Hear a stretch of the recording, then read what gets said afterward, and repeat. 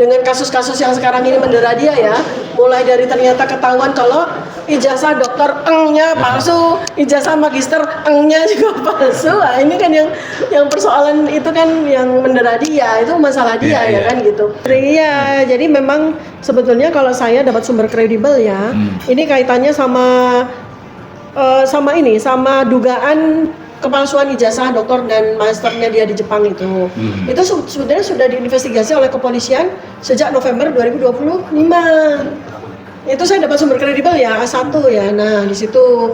Nah, kalau sebelumnya kita sih, saya dan Mas Roy udah curiga udah lama.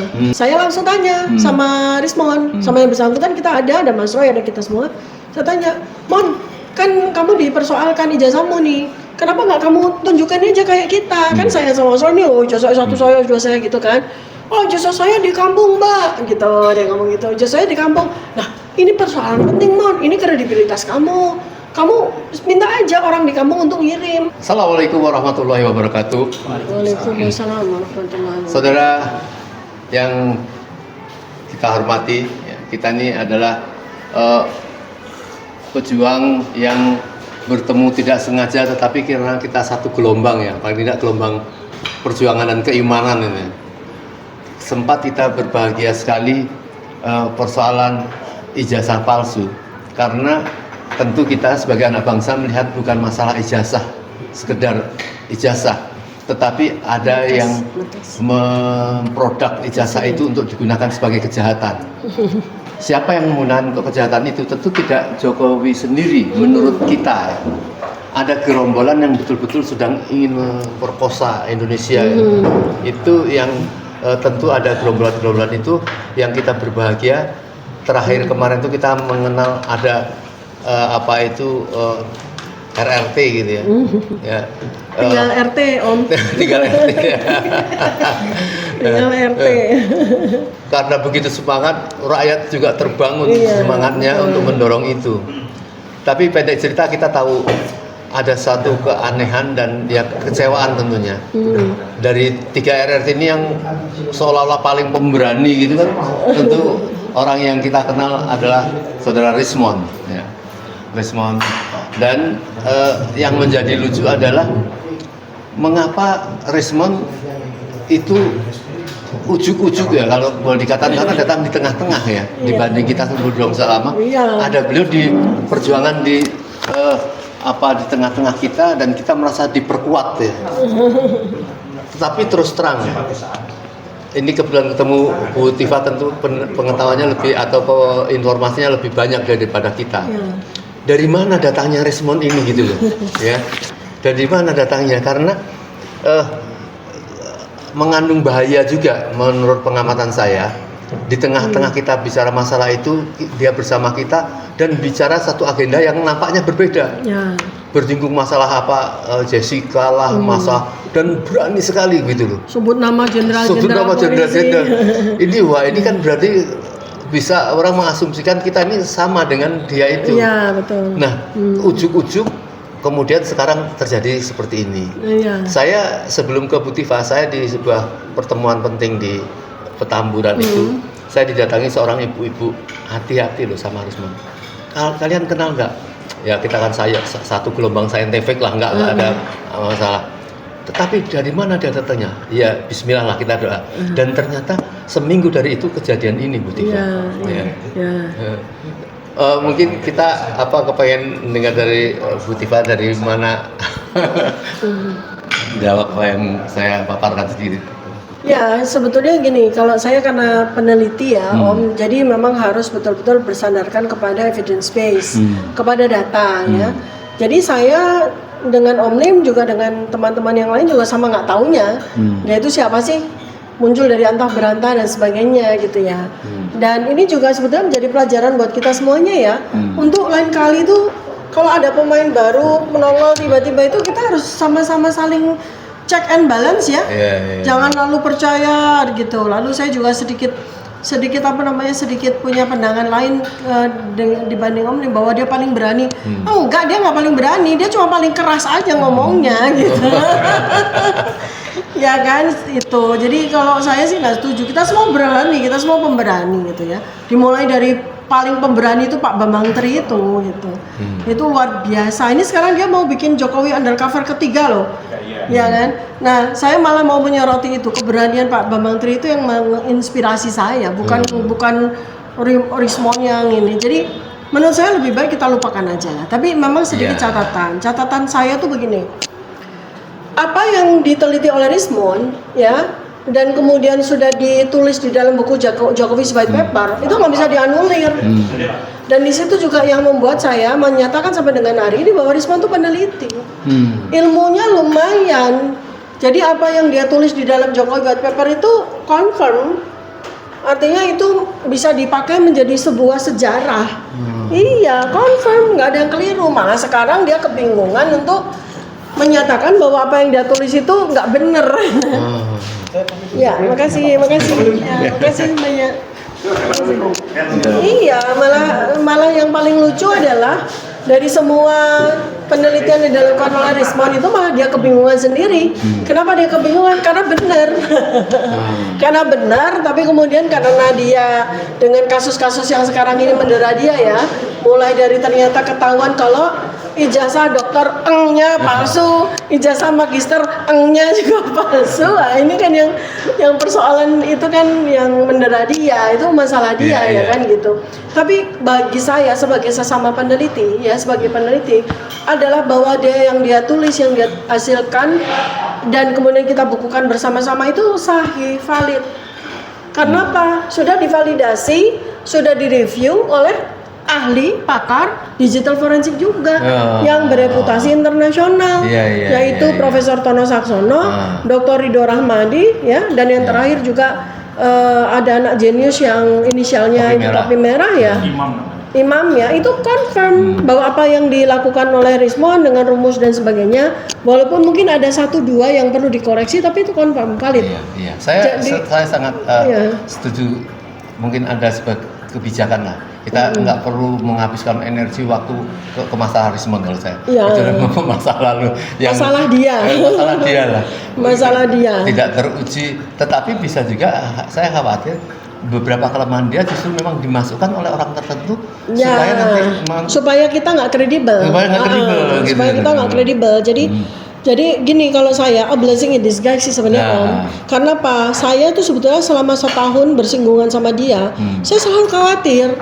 Karena di dalam setiap pertemuan-pertemuan penting dengan lembaga-lembaga penting, itu tuh Rismon itu ngomong tentang ijazah paling cuma 10 menit, 5 menit. Selebihnya dia ngomong Joshua Wongso, dia ngomong Jenderal Tito Karnavian, dia nuding Jenderal Muhammad Nuh Al-Asma. Itu saya khawatir gitu loh, karena itu kan nggak ada hubungannya dengan apa yang sekarang ini sedang kita sampaikan di Komnas HAM, di Kompolnas, di lembaga-lembaga, di Ombudsman. Ya, makanya. Jadi saya jadi ingat Bu, jadi begini, satu acara GMKR di peluncuran di Januari di Hotel Amaris itu, saya kebetulan menjadi host dan minta orang melontarkan sesuatu tentang ijazah-ijazah itu.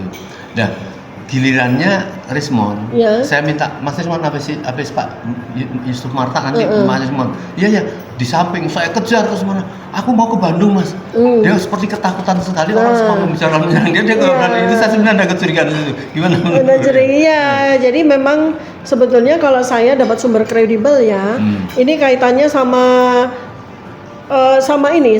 dugaan kepalsuan ijazah doktor dan masternya dia di Jepang itu. Itu sebenarnya sudah diinvestigasi oleh kepolisian sejak November 2025. Itu saya dapat sumber kredibel ya, A1 ya. Nah, di situ. Nah, kalau sebelumnya kita sih, saya dan Mas Roy udah curiga udah lama. Tetapi ya karena kita curiga dari fisik formal. Ya, jadi sekali lagi yang saya sampaikan ini evidence base ya. Artinya ada data dan ada saksinya ya. Pada saat awal muasalnya itu kan Andi Aswan yang mempertanyakan tentang benar nggak sih dia ini kuliah di Jepang. Kalau kuliah di Jepang bertahun-tahun kok nggak bisa bicara bahasa Jepang satu kata pun kan gitu ya. Nah di situ kami juga curiga, kebetulan ada sahabat saya yang sempat sekolah di Jepang. Ditanyakan scholarship-nya mana, dia juga kebingungan gitu ya. Nah kemudian saya langsung tanya sama Rismon, sama yang bersangkutan, kita ada Mas Roy, ada kita semua. Saya tanya, Mon, kan kamu dipersoalkan ijazahmu nih. Kenapa nggak kamu tunjukkan aja kayak kita? Kan saya sama Mas nih, oh ijazah satu saya, dua saya gitu kan. Oh ijazah saya di kampung Mbak, gitu dia ngomong gitu. Ijazah saya di kampung. Nah ini persoalan penting Mon, ini kredibilitas kamu. Kamu minta aja orang di kampung untuk ngirim pakai JNE, saya ngomong gitu. Wah gitu ya itu malah saya tuh. Saya katakan seperti itu. Jadi kenapa karena saya sayang sama dia kan gitu ya. Karena saya care sama dia, karena maksudnya kita ini sesama pejuang kan, kita pasti ada rasa saling care kan. Dan sama sekali tidak terbersit kayak keraguan terhadap latar belakang pendidikan dia. Tetapi dengan jawaban itu kan kita juga saling bertanya kan sesama kita. Gimana sih ini anak gitu kan? Masa ijazah kok katanya di kampung kan gitu ya. Ini kan kita terlalu remeh-temeh lah. Iya, nggak usah urusan dia lah, ini udah udah. Katanya sampah dibuang pada tempatnya. Saya justru sama beberapa teman-teman dan para senior kan mencurigai mengapa Ade Armando begitu kerasnya kelompok-kelompok atau yang lain itu kepada Pak JK ya. Hanya mempersoalkan sesuatu yang dibanggakan oleh orang-orang ceramahnya ada di UGM. Bagaimana dia mendamaikan perdamaian yang sudah terkenal lah beliau berdamai itu. Dan beliau berhasil mengkorek secara formalnya bagus lah, misalnya di lapangan hasilnya orang Kristen gimana ini itu nggak ada masalah, tapi dipermasalahkan sekarang oleh potongan-potongan video oleh Ade Armando itu. Kita menduga sebenarnya bukan persoalan itu, karena JK mengucapkan tunjukkan saja ijazahnya. Siapa yang menyinggung masalah ijazah, mereka tuh seperti kayak bersemangat.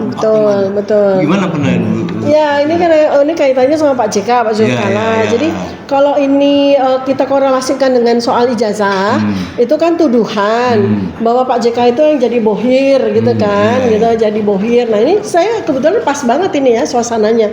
Ini di restoran di mana sejak bulan Mei 2025, sejak mulai pertama saya membangun tim saya nih, tim pembela Dr. Tifa, memang saya menggunakan tempat ini itu untuk tempat pertemuan secara rutin. Ya, yang namanya juga pengacara nggak mampu saya bayar. Saya ini siapa sih mampu membayar puluhan pengacara? Masa iya sih beliin makan siang atau makan malam? Saya nggak berikan sama aktivis, ada jurnalis segala macam. Jadi ibaratnya kalau kemudian ada tuduhan dari Termul, wah itu di restoran mewah, makan segala macam, ada acara segala macam, puluhan orang, ini bohirnya. Ini cuma berapa sih gitu kan ya, masa keikhlasan kita semua sama-sama, masa mereka bersusah payah siang malam sama kita, mendampingi kita kemana-mana, masa neraktir makan aja kita keberatan kan itu, masa harus minta sama Pak JK kan gitu ya. Jadi itu ini sekaligus saya klarifikasi gitu ya. Jadi dan Dr. Tifa apa sekaya raya itu? Enggak. Saya itu ya uang buat mentraktir para aktivis, teman-teman pengacara untuk makan di sini itu dari buku-buku. Saya kan penulis buku ya. Buku itu dibeli sama siapa? Rakyat Indonesia. Jadi artinya bohirnya adalah rakyat Indonesia. Kan gitu. Jadi sekaligus ini klarifikasi ya. Jadi inilah kita ya, saya kan dididik sama para senior juga bahwa kita ini kalau berjuang, ayo kita kalau punya apa ya kita keluarin. Ya cuma sekedar Mas Hadi pengen minum es teh aja, Mas Hadi nggak mau kan gitu ya. Mintanya bukan amplop kok, cuma es teh kan ya. Cuma nasi mandi aja, nggak mau traktirin kan gitu ya. Sesederhana itu, tapi ya Termul itu kan suka membesar-besarkan gitu kan, segala macam. Ya nggak betul itu. Ini berapa sih kita sekali makan di sini kan gitu ya. Jadi itu sekali lagi nggak butuh sampai miliaran. Kita pergi untuk berjuang ini ya, misalnya ke Solo menghadiri sidang, kita bedah buku di Medan segala macam, ya udah kita. Saya melihat hikmahnya ini ada persaudaraan perjuangan yang sangat erat, yang tumbuh karena perjuangan-perjuangan ini. Misalnya Bu Tifa tahu kita ada satu GMKR yang itu luar biasa itu. Para jenderal-jenderal purnawirawan dari Jakarta sampai Jawa sana jadi berhubungan dan semua merasa patriotismenya tumbuh gitu kan. Nah, mereka tidak ingin persoalan ijazah ini selesai. Karena kalau tidak dituntaskan, ini ada di balik ini ada satu kejahatan yang besar. Iya, iya. Nah, Oke. kalau Bu Tiva melihat dari materi untuk perjuangan pembuktian ijazah ini, bahwa ini memang tidak ada lah atau palsu gitu, Ya. itu kelihatan kan sudah kelihatan apa itu. Sudah. Tapi bagaimana Bu Tiva bisa memberikan semangat pada kita semua ya, bahwa melihat sekali ini bahkan ada endingnya gitu. Ya, intinya gini, dari sejak awal ya, saya secara pribadi, ya mudah-mudahan Mas Roy Suryo juga sama dengan saya. Kita itu berniat untuk mengklarifikasi, ya, melakukan penelitian untuk membuktikan apakah ijazah Pak Joko Widodo ini asli atau palsu kan itu, dengan bekal ilmu dari kami. Nah, kemudian bagaimana cara menyelesaikan? Ya kita sudah tunaikan tugas kita sebagai peneliti kan, dengan buku Jokowi's White Paper ya, dan buku saya Otak Politik Jokowi sebenarnya udah selesai. Lalu sekarang kalau masalah ini yang membebani kita semua ini soal ijazah, sekarang kita punya kunci ya. Kami punya kunci, namanya 3C, clean, clear, credible, ya, clean dari sisi dokumen, clear dari sisi prosedur, dan credible dari sisi ahli dan saksi. Nah itu yang bisa menyelesaikan soal polemik ijazah ini. Nah salah satu yang sekarang ini kita kerjakan, ya ini mudah-mudahan ini breakthrough ya, terobosan, yaitu kita sengketa, kita berdua sebagai prinsipal kita sengketakan dokumen ini, 709 dokumen ini ke Komisi Informasi Publik, KIP. Ini yang dari UGM? Enggak, ini ke Polda ini. Oh, dari Polda. Ya, yang kita sengketakan Polda. Yang kita jadikan sebagai termohon ya, kita sengketakan Polda.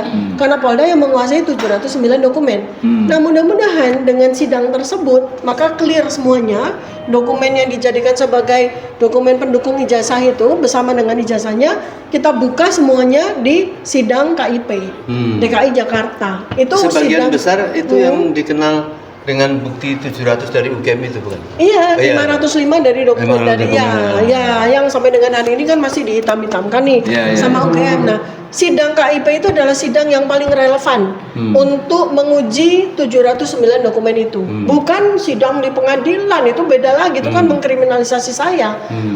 Mengkriminalisasi para aktivis. Kalau kita mau membuktikan otentitas atau keabsahan ya, clearnya dokumen ya di sidang KIP, itu sidang yang paling pas. Nah ini kita sudah dari hitungan hari aja, tinggal kita tunggu aja. Kami minta dukungannya semuanya ya, Om Lim, semuanya para aktivis ya. Kita ramaikan sidang KIP dan disitulah letak sidang yang paling pas, paling relevan, paling tepat untuk membuka semua dokumen yang terkait sama ijazah Joko Widodo. Ya. Kalau tadi disebutkan dengan 3C, sebenarnya kita melihat sangat mudah dan sangat lemah sekali mereka dari C yang pertama itu dari dokumen ya. Iya, dari dokumennya. Betul. Tetapi Bu Tiva melihat bahwa sampai saat ini UGM tetap membela dokumen itu. Ya. Itu gimana benar? Nah kan ini mungkin pertanyaan terakhir ya Om Lim ya. Jadi UGM ini kan tadi sudah saya sampaikan pada satu konferensi ya, bahwa ini UGM ini kan sebagai pihak yang seharusnya betul-betul menegakkan diri pada evidence base ya, malah menjadi pihak yang mati-matian mau menutupi semua evidence ini, semua data ini gitu loh. Jadi sekaligus saya juga ingin meminta kepada semua peneliti, semua ilmuwan yang ada di seluruh Indonesia, ayo ini saatnya kita bangkit bergerak untuk menyelesaikan persoalan 3C dari kontroversi ijazah ini. Karena hanya kita para peneliti, kita para ilmuwan tidak boleh lagi menjadi setan bisu. Kita semua harus bicara, harus bergerak bersama demi untuk menyelesaikan kasus ijazah polemik ijazah Joko Widodo ini. Dan tempatnya itu bukan di sidang pidana di mana kami yang ditersangkakan. Tempatnya adalah di sidang keterbukaan Komisi Informasi Publik. Itu tempat yang paling pas. Ya. Baik, saudara sekalian, jadi kita dengar sendiri semangat orang yang menjadikan kita selama ini semangat juga.